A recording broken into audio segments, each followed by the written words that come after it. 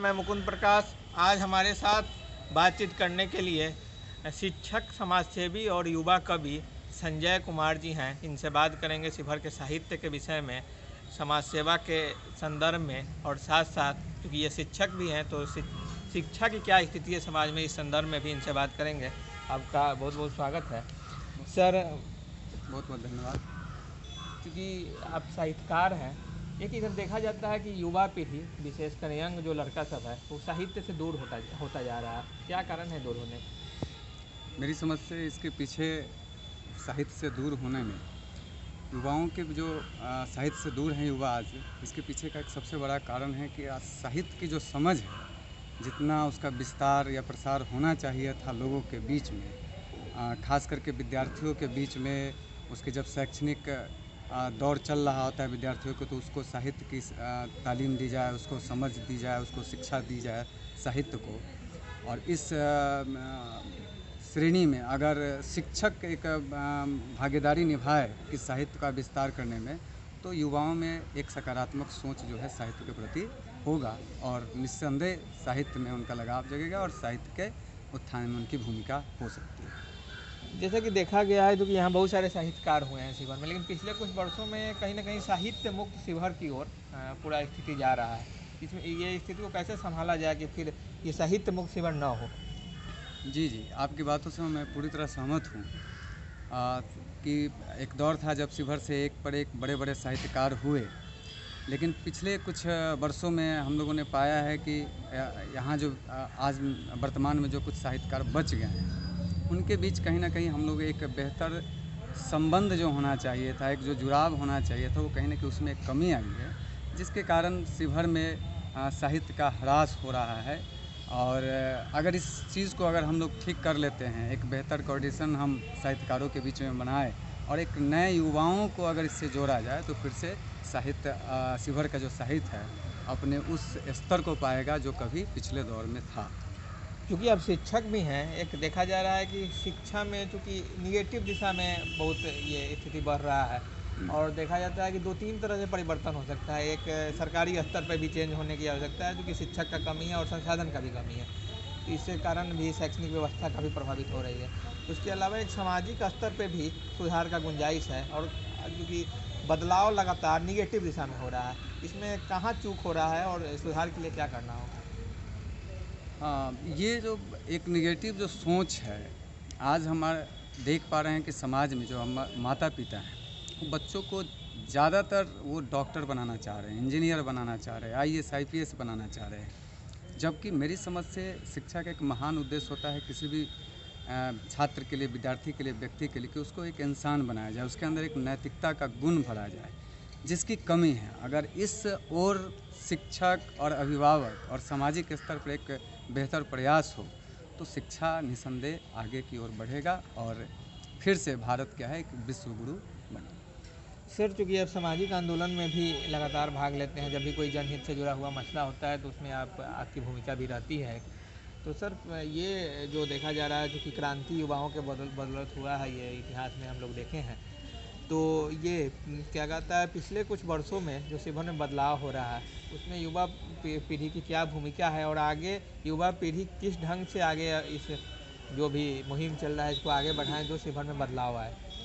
हाँ, आपकी बातों से मैं पूर्ण रूप से सहमत हूँ कि पिछले सालों में जो कुछ बदलाव आया है, उसका सारा श्रेय शिवहर के युवाओं को जाता है, क्योंकि यहाँ जो भी आज विकास के कार्य थोड़े बहुत दिख रहे हैं, तो वो कहीं ना कहीं युवाओं के आंदोलन का एक बड़ा योगदान रहा है।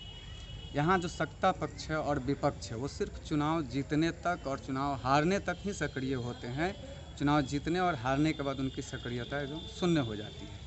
लेकिन युवा लगातार क्या है कि शिवहर के विकास के लिए, चाहे वो जिस स्तर पर हो, शैक्षणिक स्तर पर हो, सामाजिक स्तर पर हो, या सड़क यातायात सुविधाओं को लेकर के हो, लगातार उन्होंने आंदोलन किया है और उनके आंदोलन की बदौलत एक बड़ा बदलाव शिवहर में हुआ है। लेकिन जो बदलाव हुआ है वो बदलाव नाकाफ़ी हैं और बड़ा बदलाव होना चाहिए।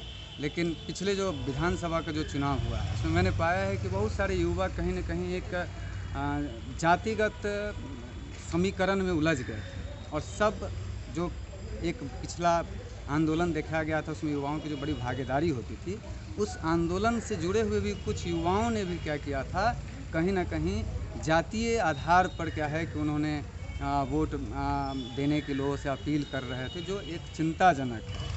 हम उन युवाओं से भी अपील करना चाहेंगे कि आप उस जातिगत समीकरण में, जातिगत बंधनों में आप न जकड़े, उनसे मुक्त होकर के सारे युवा एक साथ होकर के एक बार फिर से एक नए आंदोलन का एक शुरुआत की जाए। और फिर हम इस ओर बढ़ रहे हैं। आगे भी हम लोग क्या है कि बहुत बेहतर युवाओं के बदौलत ही शिविर आगे बढ़ा है और आगे भी युवाओं की बदौलत ही बढ़ता रहेगा। सर, बहुत सारे युवा जो हैं भविष्य में शायद राजनीति में जाएं, क्योंकि आप इतने दिन से यहाँ से जुड़े हुए हैं और हर चीज़ पे आपकी पैनी नज़र होती है। एक अंतिम सवाल आपसे ये है कि आप युवाओं को बताएं कि राजनीति का मतलब क्या होता है, क्योंकि अगर सही से अगर मतलब नहीं समझ पाएंगे तो फिर राजनीति में जाने का कोई विशेष फ़ायदा नहीं होगा। जी जी, आज राजनीतिक शब्द जो है इसको हम लोग एक नकारात्मक अर्थ में हम लेते हैं। हम जब कभी कहते हैं कि कहीं पे राजनीति हो रहा है तो इसका सीधा सीधा लोग अर्थ समझते हैं कि वहाँ पर कुछ गलत हो रहा है, वहाँ पर कुछ कमियां हैं, वहाँ पर थोड़ी बहुत खींचातानी है। लेकिन वस्तुतः राजनीति का अर्थ ऐसा नहीं होता है जिस अर्थ में हम उसको हम प्रयोग करते हैं। राजनीति का मतलब ही होता है समस्या का समाधान करना। अगर युवा राजनीति में आते हैं तो उनके पास काफ़ी नए नए सोच हैं, उनके पास ऊर्जा है और उससे समस्या, जो शिविर की जो समस्या है या जो समाज की जो समस्या है, उसका बहुत बेहतर तरीके से निराकरण किया जा सकता है। तो राजनीति का मतलब होता है समान अर्थ में समस्या का हल करना। और राजनीति की ज़रूरत क्यों पड़ी? हम ऐसा नहीं कर सकते, दुनिया में जितने भी राष्ट्र हैं, अगर राजनीति बुरी चीज़ होती तो आज हर राष्ट्र में राजनीति हो रहा है। कोई भी राष्ट्र राजनीति से अछूता नहीं है। अगर हम इसको बुरा मानते तो शायद ये हर राष्ट्र में इसकी गहरी पैठ नहीं होती। लेकिन ज़रूरत है कि राजनीति की ज़रूरत हमको क्यों पड़ गई? राजनीति की ज़रूरत इसलिए पड़ गई कि हम जिस समुदाय समाज में रहते हैं वहाँ पर कई जाति, धर्म, भाषा, क्षेत्र के लोग हैं। सबके विचार अलग है, सबके अधिकार अलग है, सबके मत अलग हैं। और उन सबके मत अधिकारों का कहीं ना कहीं उनके बीच में एक आप समझ सकते हैं कि एक बेहतर कोऑर्डिनेशन नहीं है, उनके बीच एक जुड़ाव नहीं है। वो अपने अपने अधिकारों के लिए अलग अलग प्लेटफॉर्म पर क्या है कि वो लोग एक आंदोलन करते हैं, संघर्ष करते हैं। अगर ये संघर्ष लगातार चलता रहे तो शायद किसी भी समाज का, किसी भी राष्ट्र का भला नहीं होगा। इसलिए उस संघर्ष को कम करने के लिए या उस संघर्ष का कोई हल निकालने के लिए आपको राजनीति की ज़रूरत पड़ती है। और राजनीति एक सकारात्मक अर्थ में समझे तो राजनीतिक अर्थात समस्याओं का हल करना, समस्याओं को दूर करना। इसलिए युवाओं को इस राजनीति से जुड़ करके अपने समाज की समस्या, देश की समस्या और व्यक्तिगत समस्या को भी वह दूर करने के लिए क्या प्रयास कर सकते हैं। इसलिए हम सारे युवाओं से ये आग्रह करेंगे कि वो राजनीति में आए, जुड़े और एक स्वच्छ राजनीति, एक बेहतर राजनीति करने के उद्देश्य से जुड़े, न कि नकारात्मक राजनीति करने के लिए वो राजनीति में आए। सर, एक और सवाल कि चूँकि जिला बने शिविर के लगभग 26 वर्ष हो चुके हैं, कुछ विकास भी हुआ है, लेकिन अभी ये विकास काफ़ी नाकाफ़ी है, जैसा कि आप शुरू में ही बताए हैं। तो अभी क्या क्या और चीज़ हो जाए जिले में जो क्षेत्र का और तेज़ी से विकास हो? अन्य चीज़ों पे तो आप प्रकाश डालेंगे ही संक्षिप्त में। विशेष रूप से चूँकि आप क्रिकेट के खिलाड़ी भी हैं, तो स्टेडियम कितना ज़रूरी है एक खिलाड़ी के लिए, चूँकि शिविर में प्रतिभाओं की कमी नहीं?